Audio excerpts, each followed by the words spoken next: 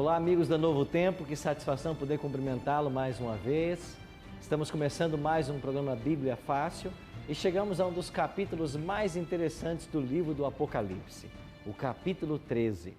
Quando olhamos para esse capítulo, nós vemos duas bestas, uma que sai da água, do mar, e uma que sai da terra. O que esses poderes representam? O que eles farão? Qual é a parte que eles vão desempenhar no grande conflito entre o bem e o mal? Como eu e você estamos envolvidos nesse conflito? São perguntas que iremos responder ao longo do programa de hoje. Seja bem-vindo mais uma vez ao estudo do livro do Apocalipse. Nós estamos aqui em São Paulo, no Cevisa, participando dessas gravações com um grupo de amigos muito especial. A cada semana temos conhecido um pouquinho mais deles e hoje vamos conhecer um pouquinho mais do Bruno. Bruno, a sua formação me parece que é farmácia, é isso? Isso, sou formado farmacêutico já há 10 anos. Há 10 anos. Isso. Como chama a farmácia de vocês lá? Vamos aproveitar e fazer uma merchandising aqui, vamos, né? Lá é a Rede Droga Mais Brasil, é uma franquia. Nós temos hoje 2 lojas, está situado na cidade de Santa Isabel, São Paulo. Lá em Santa Isabel, né? Isso. Que bom. E aí, como é que está o programa? Está gostando do estudo do Apocalipse? Estou adorando, muito bom, muita curiosidade, estou descobrindo aí. E hoje, então, quando estudarmos Apocalipse 13, estamos chegando aí ao âmago do livro, né? Isso. Uma mensagem especial para o tempo presente. O Bruno está acompanhado da esposa, da Cristiane, né? E eles estão morrendo de saudade dos 2 filhos, não é isso? Muito saudade. Como mesmo? É o Gustavo e a Thalita, um beijo. Gustavo e Thalita, tá aí um pai apaixonado, coisa boa, né? Que bom podermos estar juntos mais uma vez. Quantos caminharam hoje cedo? Parabéns, viu? Eu tenho lá que ficar no quarto lá, preparando alguns materiais, algumas palestras. Hoje eu nem pude sair, senão não tinha tempo de preparar aqui o material. Mas que bom. E a atividade física, ela é essencial para uma boa qualidade de vida. E vamos começar bem o dia. E hoje, ao começarmos o estudo da Palavra de Deus, nós vamos estudar sobre um tema muito interessante. Uma besta que sobe do mar. O que representa esse poder na profecia bíblica? Para entendermos esse assunto, precisamos buscar a iluminação do Espírito Santo. Vamos então orar, e você que está em casa nos acompanhando, eu convido você também para participar desta oração, se você puder, buscando a direção de Deus para aquilo que vamos estudar hoje. Pai querido, muito obrigado pelo dom da vida e pela salvação em Cristo que nós temos. Obrigado por estarmos reunidos mais uma vez em torno de Tua Palavra. Queremos estudá-la mais uma vez. Não podemos compreender os enigmas, os mistérios desse livro do Apocalipse, a menos que o Teu Espírito Santo seja o nosso professor. Por isso nós queremos convidar-te para vir estar em nosso meio. Estar ao lado de cada telespectador nesse momento. E que ao abrirmos o livro sagrado, possamos encontrar nele um Cristo vivo, que se interessa por todos nós e que tem planos para a nossa vida. É em nome dele que nós choramos. Amém. Convido você a abrir a sua Bíblia em Apocalipse 13, você que está em casa também, pegue a sua Bíblia, vamos para o livro do Apocalipse e chegamos então ao capítulo 13. Aqui nós temos 2 poderes. Hoje vamos estudar o primeiro poder, que é o poder que sobe do mar, e na semana que vem estudaremos o segundo, do verso 11 em diante, que é um poder ou uma besta que sobe da terra. Vamos começar lendo o primeiro verso então do capítulo 13. Apocalipse 13, 1 diz assim: Vi emergir do mar uma besta, que tinha 10 chifres e 7 cabeças, e sobre os chifres 10 diademas, e sobre as cabeças nomes de blasfêmia.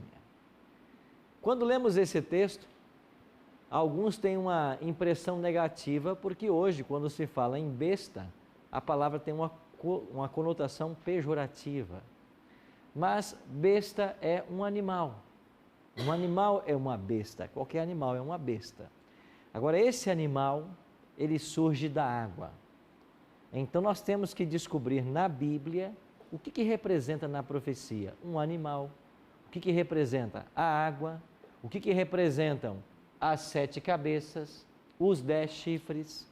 E se nós identificarmos esses elementos, nós vamos entender de quem a Bíblia está falando. Partindo do princípio de que a Bíblia é a sua própria intérprete, nós vamos ler alguns textos e desvendar esses mistérios. O primeiro deles que nós iremos ler está em Daniel capítulo 7. Então deixa marcado o Apocalipse de alguma forma e vamos para o capítulo 7 do profeta Daniel. Na temporada última, do Bíblia Fácil, nós estudamos bastante o livro de Daniel e aqui nós temos um passo para desvendar o mistério da profecia. Olha Daniel capítulo 7, primeiro verso 3. Diz assim, Daniel 7:3. 4 animais grandes, diferentes uns dos outros, subiam da onde? Interessante, né? Lá em Daniel os animais também subiam do mar. Agora em Apocalipse, mais uma vez, um animal sobe do mar. Aqui já disse a expressão animal. Se usasse 4 bestas, também não estaria errado, porque são sinônimos. Agora olha para o versículo 17. Daniel 7:17. Estes grandes animais que são 4 reis que se levantarão da terra. Então, por essa conexão textual, a gente descobre que animal ou besta, quando se trata de linguagem profética, ele representa um rei ou um reino. Aqui no verso 17, usou a expressão 4 reinos, certo? E quando, ou 4 reis. E quando você vai para a história, você descobre que esses 4 reis foram Babilônia, Medopérsia, Grécia e Roma. Então não era de fato um rei, era um reino. O reino da Babilônia, o reino da Medopérsia, o reino da Grécia. Então a palavra besta na profecia, ela pode significar rei ou reino. Então nós já temos aqui o primeiro detalhe para identificar. Então esta besta que surge do mar é um poder, é um reino. De que reino o Apocalipse 13 está falando? Vamos continuar a interpretação. Então vamos entender agora lá no livro do Apocalipse o que é mar. Vá para o capítulo 17 de Apocalipse. Você sabia, você que nos acompanha em casa, que você, para entender o capítulo 13 de Apocalipse, você tem que estudar o 17?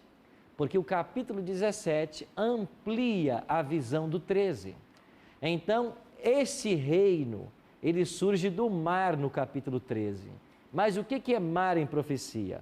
Apocalipse 17, o verso 15 é que responde. Diz assim, falou-me ainda, as águas que viste, onde a meretriz está assentada, são o quê? Povos, mais o quê? Multidões, mais o quê? Nações e línguas. Então, águas na profecia, ou mar, significa então povos, nações, multidões e línguas.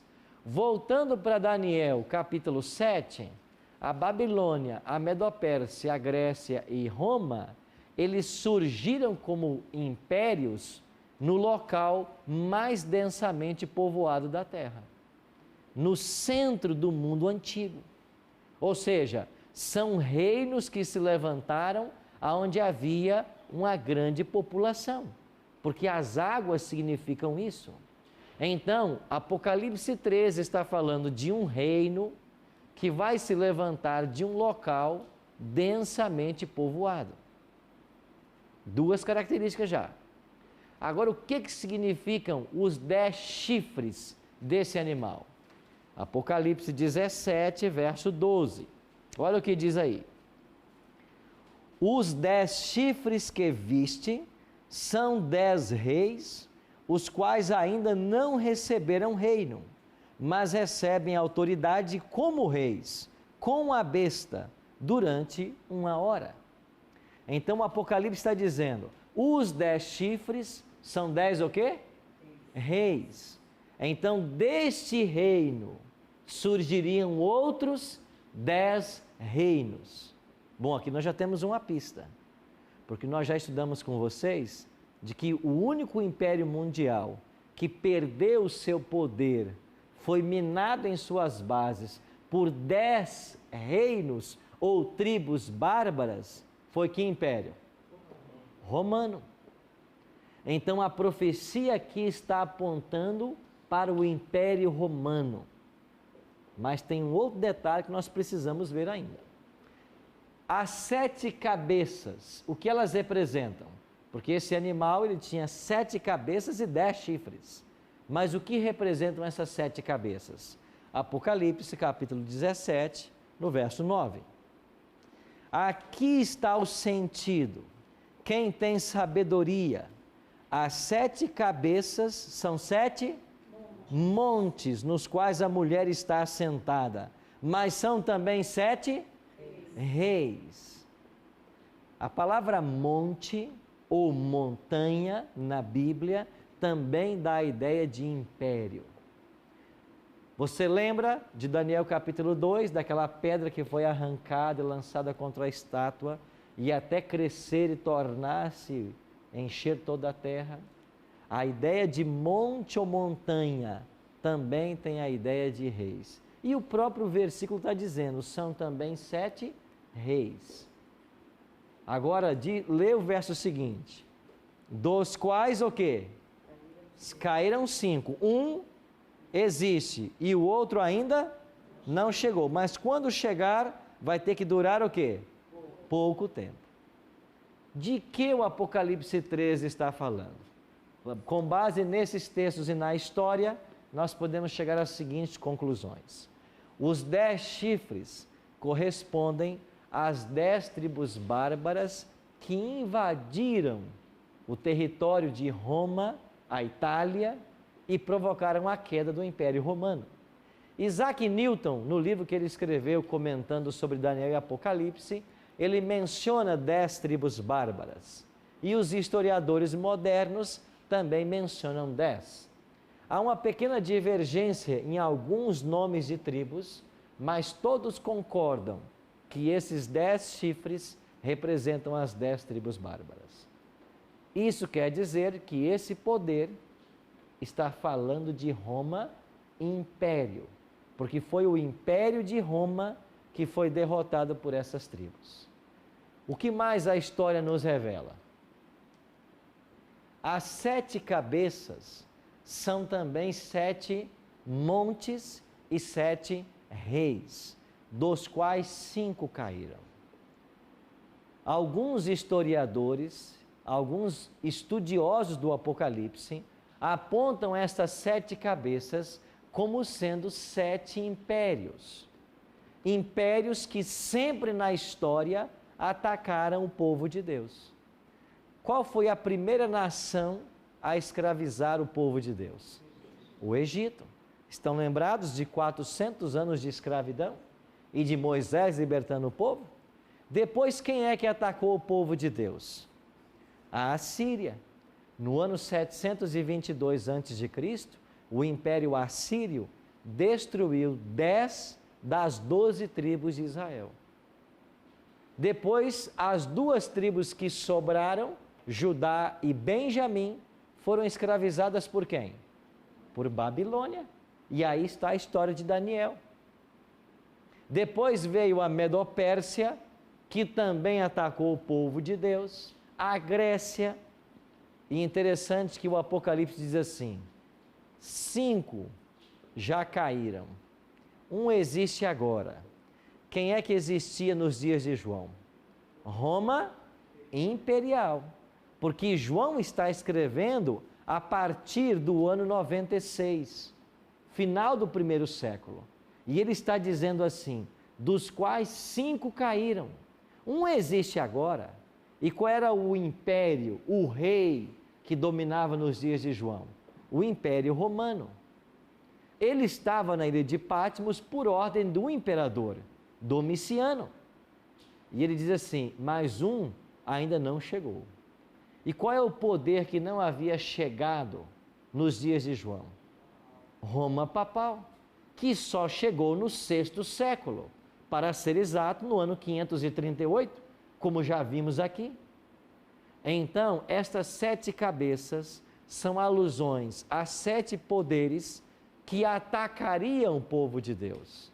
E nós já estudamos com vocês que mesmo Roma papal, sendo um poder religioso, atacou o povo de Deus. E nós vamos voltar mais uma vez nesse tema aqui. Com isto, nós concluímos de que esta besta que surge do mar é Roma, em suas 2 fases, império e papal.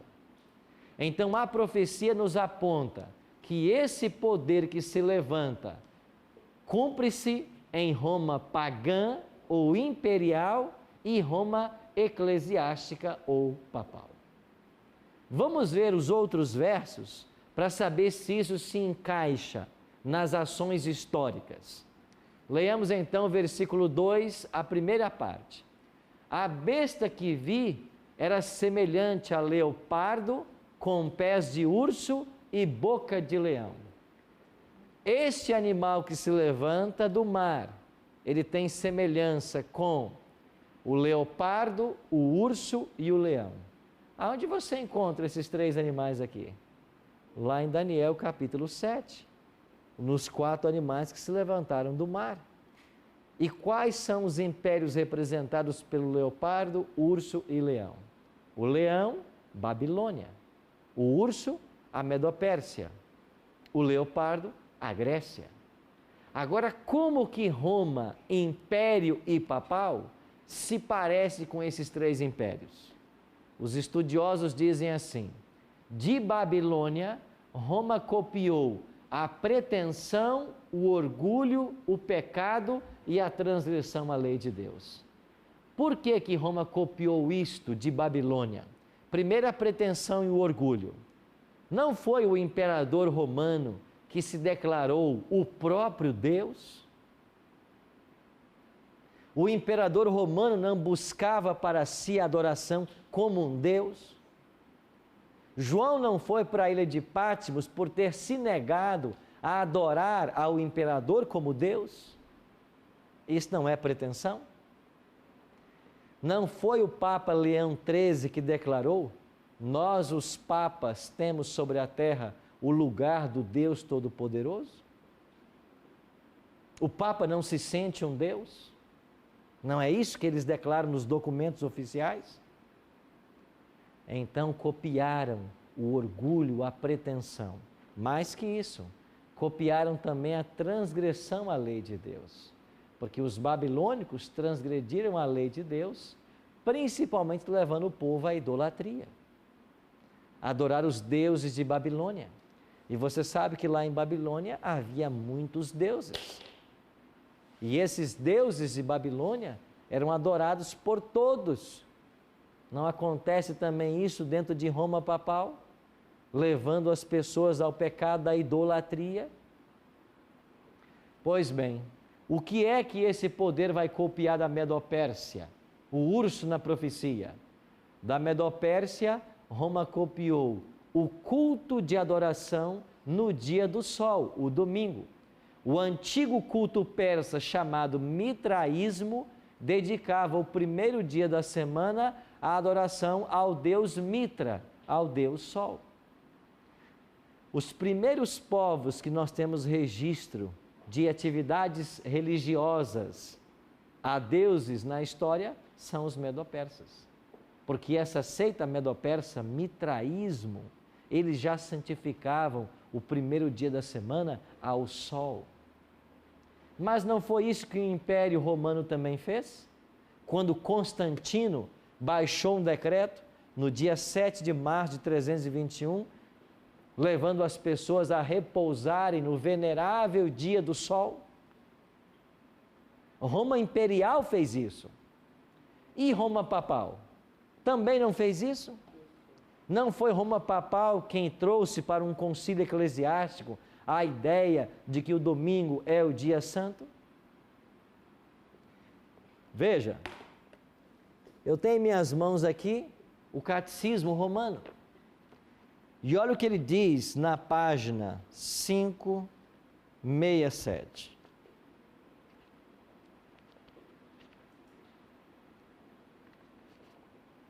página 567. Começa assim, o dia do sábado. O terceiro mandamento do Decálogo lembra a santidade do sábado. Terceiro, no Decálogo em Êxodo 20 e Deuteronômio 5 é o quarto. Mas por que aqui diz que é o terceiro? Porque eles tiraram do Decálogo o segundo mandamento, que proíbe adorar a imagem de escultura. A mudança começa aí. Então diz assim o Catecismo na página 567. O terceiro mandamento do Decálogo lembra a santidade do sábado. E aqui começa a citar Êxodo 31, 15, Êxodo 20, 11. São textos da Bíblia que falam sobre o sábado. Depois, na página seguinte, diz assim: o dia da ressurreição, nova criação. Jesus ressuscitou dentre os mortos no primeiro dia da semana. Enquanto o primeiro dia, o dia da ressurreição de Cristo, lembra a primeira criação, o oitavo dia que se segue ao sábado significa a nova criação inaugurada com a ressurreição de Cristo. Para os cristãos, ele tornou-se o primeiro de todos os dias, a primeira de todas as festas, o dia do Senhor, o domingo. Estão dizendo então que o sábado não é mais o dia do Senhor? Agora é o domingo. Na página seguinte, eu leio 570. O mandamento da igreja determina e especifica a lei do Senhor. Aos domingos e nos outros dias de festas de preceito, os fiéis têm a obrigação de participar da missa. Aos domingos. Amigos, foi sutil a mudança. Porque Cristo ressuscitou. Eles querem transformar o dia santo do sábado para o domingo.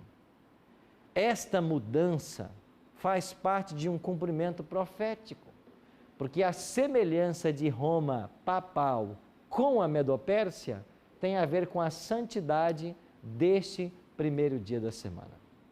Nós iremos para o intervalo e assim que voltarmos, vamos continuar entendendo quem é esse poder de Apocalipse 13. Já já estaremos de volta.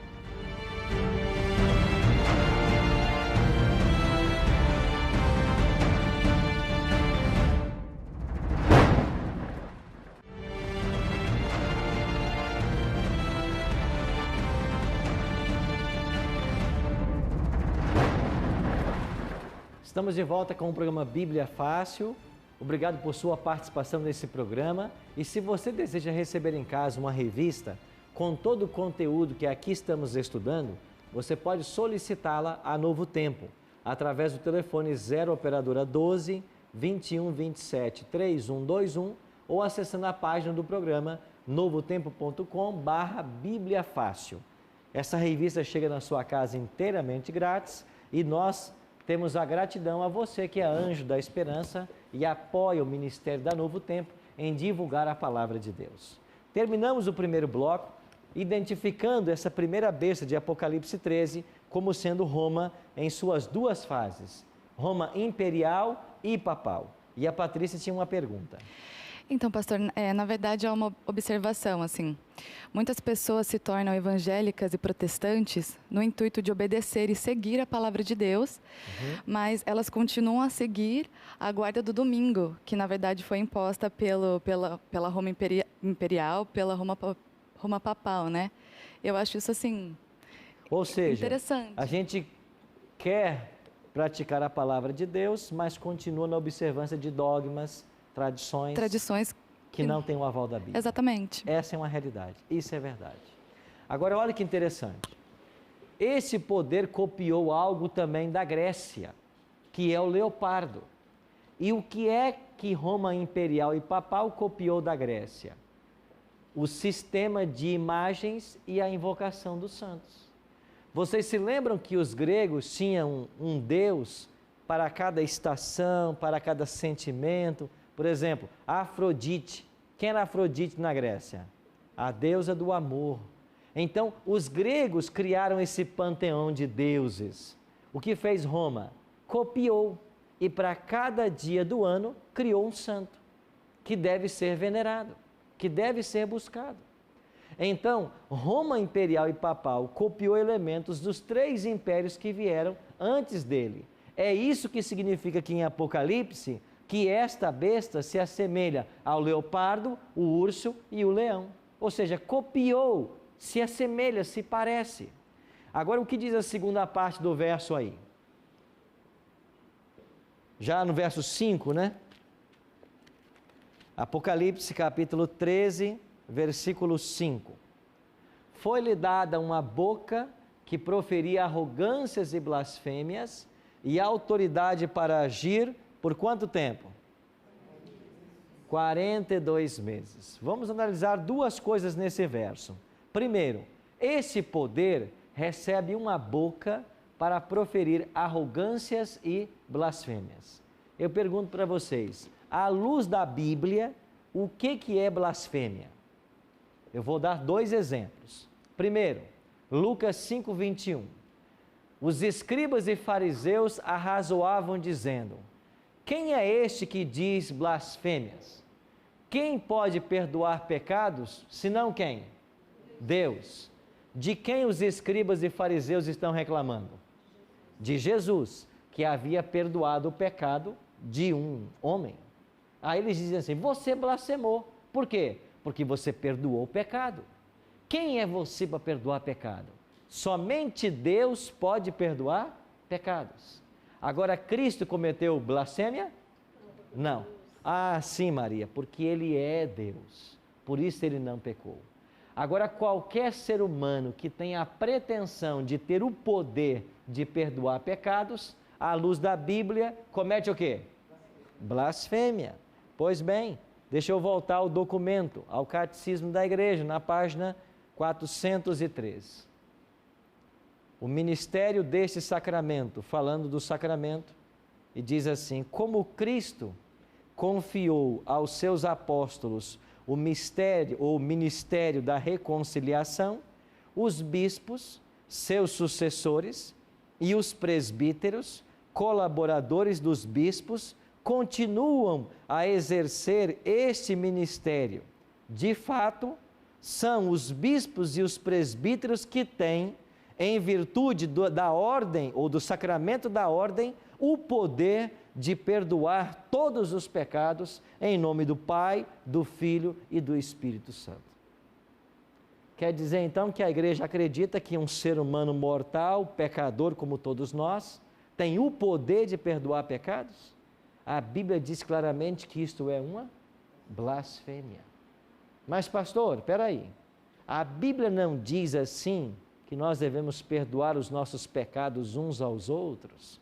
Que devemos confessar nossos pecados uns aos outros? Claro que diz. Agora você tem que encarar o perdão no âmbito horizontal e vertical. Quando eu ofendo ao meu próximo, eu devo buscar o perdão dele. E ele, por amor a Cristo e a mim, deve me perdoar. Eu perdoo a ofensa que você cometeu contra mim.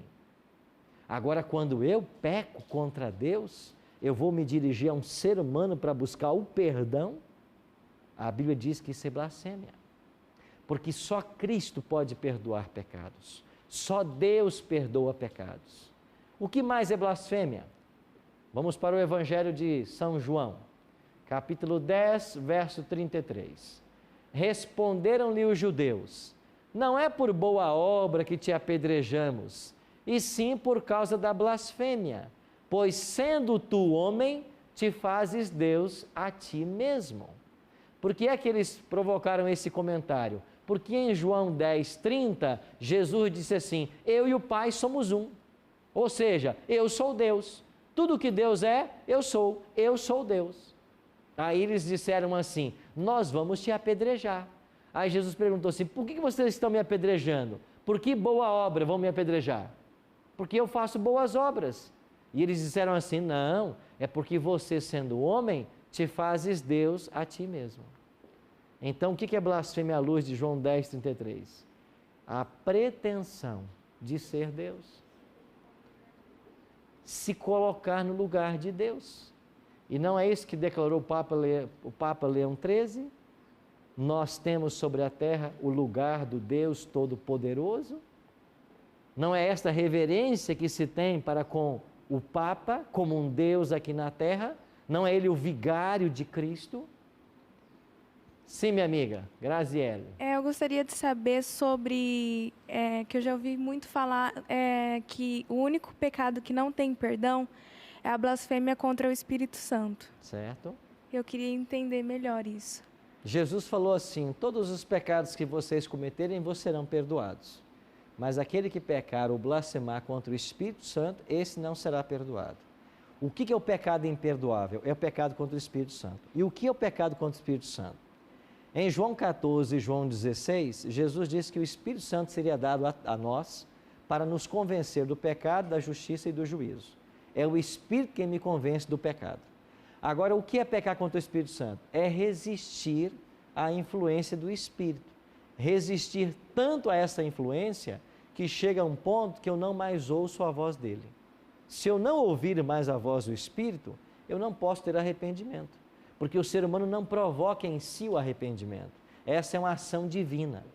Então, aquele que sabe que está em pecado e insiste nesse pecado conhecido, pode chegar a um ponto que ele não mais ouça o apelo do Espírito Santo para abandonar o pecado conhecido. E usar o nome assim do Espírito Santo para fazer certas brincadeiras, como eu já ouvi muito, seria também uma blasfêmia? Você pode blasfemar contra Deus e pode sim pecar, porque um dos mandamentos é não usar o nome de Deus em vão. Então, se você usar o nome do Deus Pai, Deus Filho, Deus Espírito Santo em vão, você nisso está pecando. Mas isso não é o pecado contra o Espírito Santo. O pecado contra o Espírito Santo é a resistência à voz do Espírito, à insistência num pecado conhecido, até que você chegue a um ponto de se colocar num ambiente que o Espírito não mais alcance você. Se o Espírito não mais é ouvido por você, você não tem mais como se arrepender. Aí você blasfemou contra o Espírito Santo. Como eu posso saber se eu cometi ou não o pecado contra o Espírito Santo? Você tem ouvido a voz de Deus chamando você? Você tem ouvido o Espírito Santo conversando com você, te levando por um bom caminho, querendo o seu bem, a sua salvação? Isso é prova que o Espírito Santo está trabalhando na sua vida. Isso é prova de que Deus não desistiu de você. Mas se eu sei que algo é pecado, eu não posso ficar insistindo nesse pecado. Eu tenho que abandonar esse pecado, senão corro o risco de pecar contra o Espírito Santo. Bruno. Pastor, só voltando um pouquinho ao assunto com relação à adoração de outros deuses. A gente sabe que na época do Império Romano, como na supremacia papal, a Bíblia ficou por muito tempo escondida, né? O povo não tinha acesso. Mas se colocando nos dias de hoje, né? A gente viu, por exemplo, o Brasil, aqui perto nós temos a Basílica de Nossa Senhora da Aparecida, milhares de pessoas que vão até lá para adorarem aquela santa, né? E elas têm hoje o acesso à Bíblia. E também, assim, tem muitos relatos também de curas, né? A gente vê que muitas pessoas, eu pedi para Nossa Senhora e ela me curou, né? O porquê que existe essa cura para as pessoas hoje e por que as pessoas que hoje têm acesso à Bíblia e a Bíblia do cristão quanto da Bíblia católica é a mesma, existe o mandamento de que não devemos adorar outros deuses, ainda assim a igreja continua adorando os santos? A sua primeira pergunta a sua última pergunta com relação à adoração aos santos é por um ponto que eu já mencionei para vocês aqui. Nós hoje todos temos as Bíblias em mãos, mas nós não as estudamos. Nós vamos para a igreja, celebramos 1 hora de culto, às vezes todo dia, e não se estuda nenhum tema da Bíblia. Não se pega texto para comparar com texto. Muitas vezes se acredita na revelação que alguém trouxe. Amigo, revelação é o que está aí. Isso é revelação. Como é que eu posso trazer uma outra revelação que não seja a Bíblia?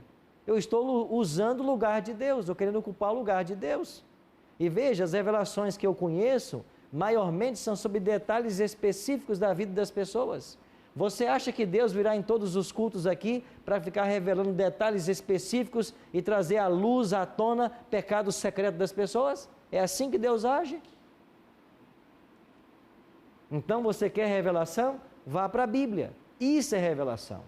Então, primeiro ponto, as pessoas desconhecem porque não estudam. Temos a Bíblia, mas não estudamos. Segundo ponto, uma pessoa ora para uma santa, para um outro Deus e recebe uma cura, um milagre, uma bênção. Deus pode ouvir a sinceridade dessa pessoa. Deus lida com cada um de nós de acordo com a luz que nós temos. E Deus pode sim me curar, me dar uma bênção, porque eu pedi com sinceridade, ainda que tenha pedido para um santo. Mas eu pedi não sabendo que isso não era correto. Então Deus olha a sinceridade do meu coração e responde. Mesmo sabendo que o crédito vai para o lugar errado. Mas Deus é tão bom que mesmo sabendo que ele não vai receber o crédito pelo milagre, ele ainda assim o faz. Tá, só uma dúvida. O diabo tem o poder de curar? O diabo também tem poder. Então, não só poder para colocar a doença, como para tirá-la. Agora, se a cura vem de Deus ou do diabo, nós temos que fazer uma análise de cada caso. Entendi. Obrigado, pastor. Amigos, próximo verso. Verso 5. Foi-lhe dado uma boca que proferia arrogâncias e blasfêmias. Já vimos isso aqui. E a autoridade para agir por quanto tempo? Esse período já estudamos ele aqui com vocês. Em profecia, cada dia profético equivale a um ano literal. Eu disse para vocês que nós temos 2 textos na Bíblia. Números 14, 34, que diz assim: segundo o número de dias em que espiastes a terra, 40 dias, cada dia representando um ano. Eles espiaram a terra 40 dias, vaguearam no deserto 40 anos. Então, quando se trata de uma profecia, um dia vai representar um ano. E Ezequiel 4, 6 e 7 diz assim: 40 dias te dei, cada dia por um ano. Mais uma vez o princípio aparece aqui. Então, se eu tenho 42 meses e cada mês no calendário judaico tem 30 dias, eu tenho 1.260 dias. Se eu estou falando de um período profético, então este poder atuaria na história por 1.260 anos. E nós já explicamos para vocês aqui que em 538, um decreto de Justiniano, que é do ano 533, e a expulsão dos ostrogodos, 538, dá início à supremacia papal.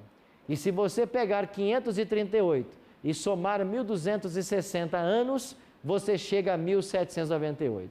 O que aconteceu ali? O Papa Pio VI foi preso. Então aqui está o período de 42 meses que esse poder atuaria. Agora eu pergunto, qual é o poder na história secular que por 1.260 anos perseguiu aos santos? Não foi a Igreja Romana? Não foram o Tribunal do Santo Ofício? A Santa Inquisição? Não foram esses os que perseguiram o povo? Olha o que diz o verso 7. Foi-lhe dado também que pelejasse contra os santos e os vencesse. Eles pelejaram contra os santos. A igreja declarava herege quem ela queria declarar. As pessoas iam parar nas fogueiras, nas masmorras. Milhares morreram nesses 12 séculos. O mundo está cheio de documentos para comprovar isto. Recentemente, alguns anos atrás, o próprio João Paulo II veio a público pedir perdão pelos erros cometidos durante a Inquisição. Não tem como esconder isso. Agora, uma coisa tem que ficar claro na sua mente e na minha. Isso aqui não tem nada a ver com o católico moderno. Nós temos que separar aquilo que a Igreja Romana fez na Idade Média do católico moderno. E certamente existem muitos sinceros católicos que estão me assistindo nesse momento. E eu tenho uma palavra para você. Não tem nada a ver o que a igreja fez no passado com você hoje, com a sua religião. O que importa é se você é um católico sincero, se você está buscando na Bíblia viver o que ensina o Cristo. E você deve cuidar para que aquilo que você está vivendo não seja dogmas e tradições da igreja que não tem base alguma na Bíblia. Em qualquer igreja, Deus tem filhos sinceros. Dentro do catolicismo, há milhares de pessoas sinceras, que estão buscando por Deus, buscando pela palavra. Agora, se esse conhecimento não chegar à tua vida, pode ser que você não tenha a venda tirada dos olhos. Eu estou aqui em nome de Cristo para mostrar para você que existe uma verdade bíblica a ser observada e que a Igreja Romana faz parte de uma profecia da Bíblia. Isso aconteceu no passado, mas nós veremos ainda no futuro algo parecido. E você tem que saber, você que ama a Cristo, você que teme a Deus, você que quer o céu, você tem que saber. E nós todos temos que aprender. Então veja, esse poder perseguiu os santos. Isto durou 12 séculos. Mas finalmente o que aconteceu? Olha o que diz o verso 13. Então vi uma de suas cabeças como o quê? Golpeada de morte. Mas esta ferida mortal foi curada, e toda a terra se maravilhou, seguindo a besta. Eram 7 cabeças, uma foi ferida de morte. E quando é que essa ferida de morte aconteceu? Quando o Papa Pio VI foi preso. A prisão do Papa em 1798 foi esse golpe mortal. Mas o verso diz assim, mas a ferida mortal seria curada. E hoje nós estamos vendo a cura da ferida mortal num processo de popularização do papado. Então, esta confiança que esse sistema está voltando a ter é profético, é a cura da ferida que aconteceu em 1798. Meu amigo, por favor. Eu sempre tive uma dúvida, nós sabemos da Trindade, né? Pai, Filho e Espírito Santo. Eu sei quem é o Pai e sei quem é o Filho. Não sei quem é o Espírito Santo. Gostaria de saber. Existe um verso no livro de Atos, no capítulo 5, e a experiência de Atos aqui envolve Ananias e Safira e o apóstolo Pedro. É uma história interessante de alguém que vendeu uma propriedade de terra, prometeu devolver para a igreja, os apóstolos, e depois acabou escondendo parte. Então, olha o diálogo de Atos 5 para você entender quem é o Espírito Santo. Versículo 3. Então disse Pedro a Ananias, por que encheu Satanás o teu coração para que mentisses ao Espírito Santo, reservando parte do valor do campo, da terra que ele havia vendido lá? Aí você continua o texto, e ele vai dizer assim no versículo 4, conservando-o porventura não seria teu, e vendido não estaria em teu poder? Como, pois, assentaste no teu coração esse desígnio? Não mentistes aos homens, mas mentistes a Deus. Ele diz assim, você mentiu ao Espírito Santo. No verso seguinte ele diz, você mentiu para Deus. Quem é o Espírito Santo? Ele é Deus.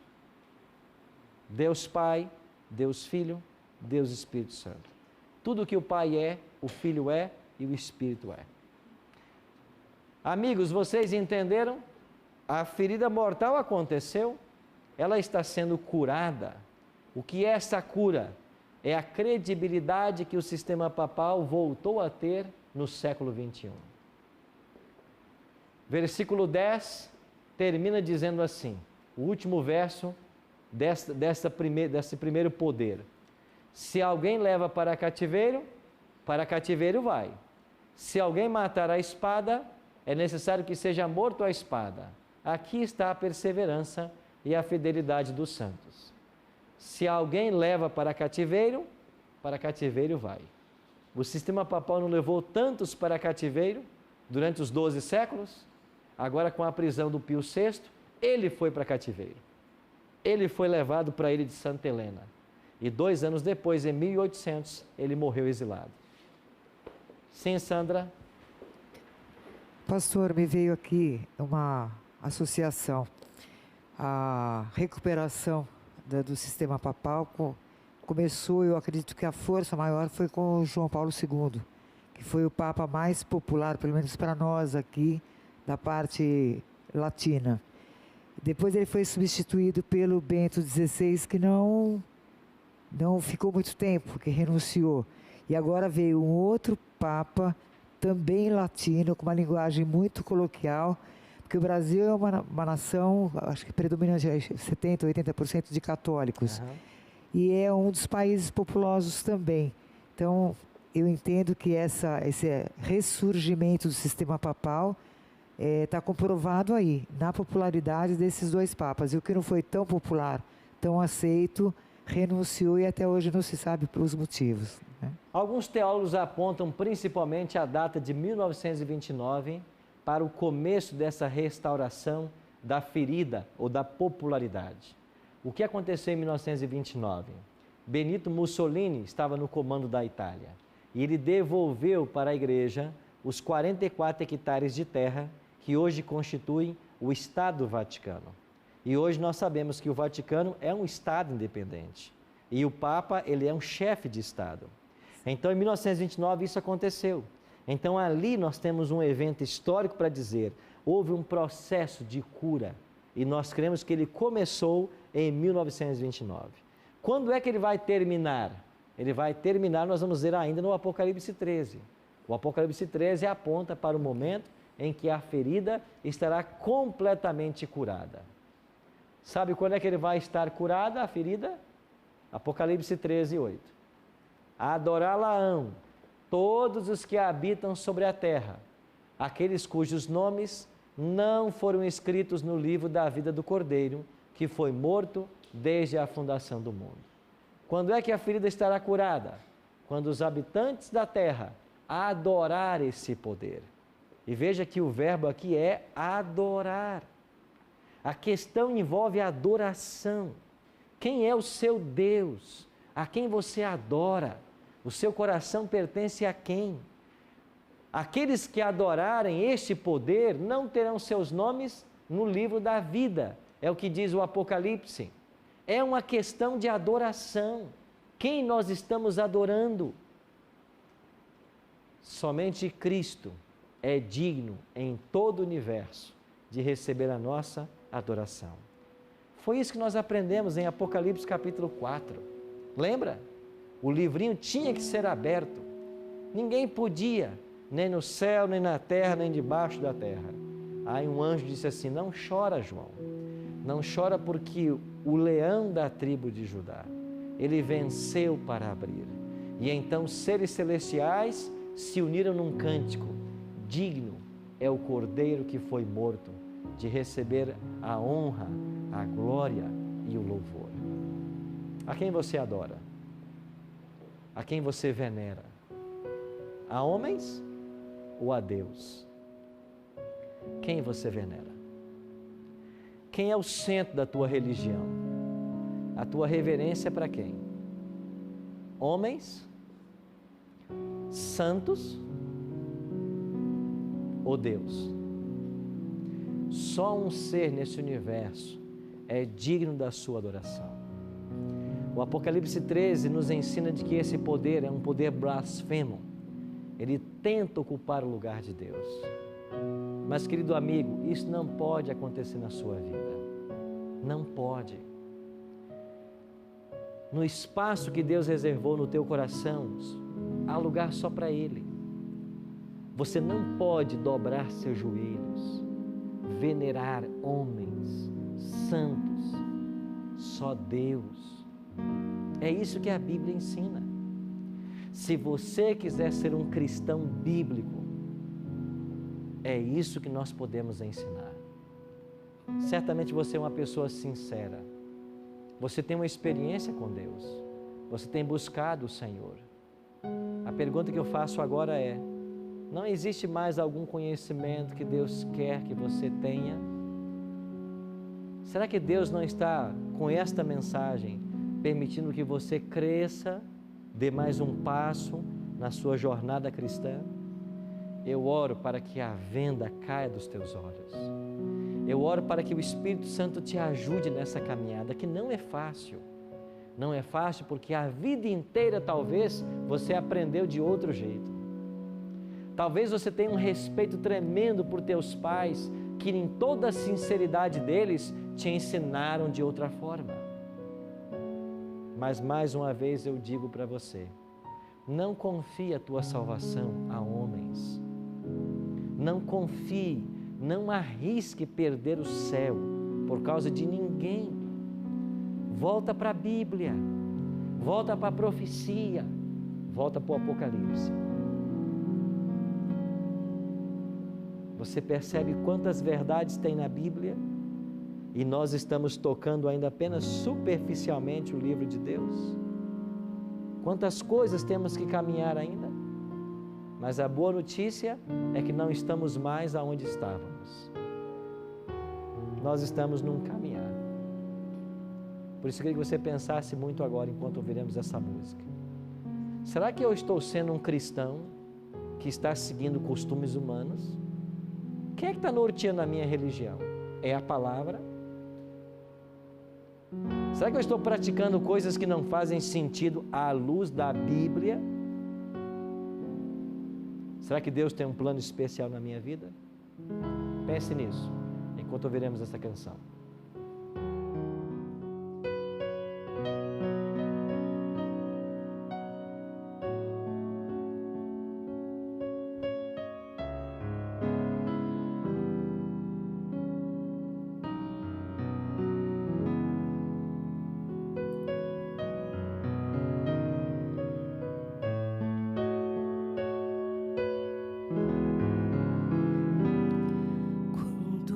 Jesus te chama e tu não vens, pra onde vais então? Voltas pro mundo e tudo que contém, mas voltas triste como ninguém, porque voltar pro frio gelado destrói e abandonar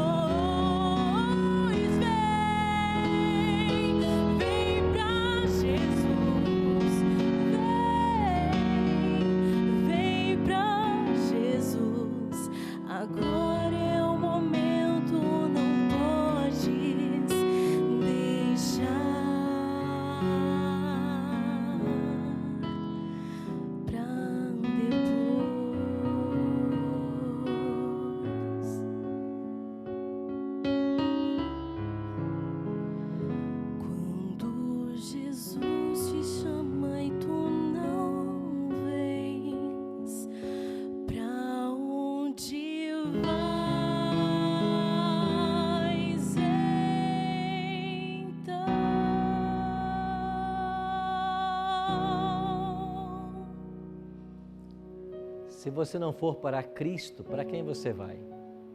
O convite é: vem para Jesus. Ele disse: eu sou o caminho, a verdade e a vida. Talvez hoje você descobriu muitas coisas que te surpreenderam.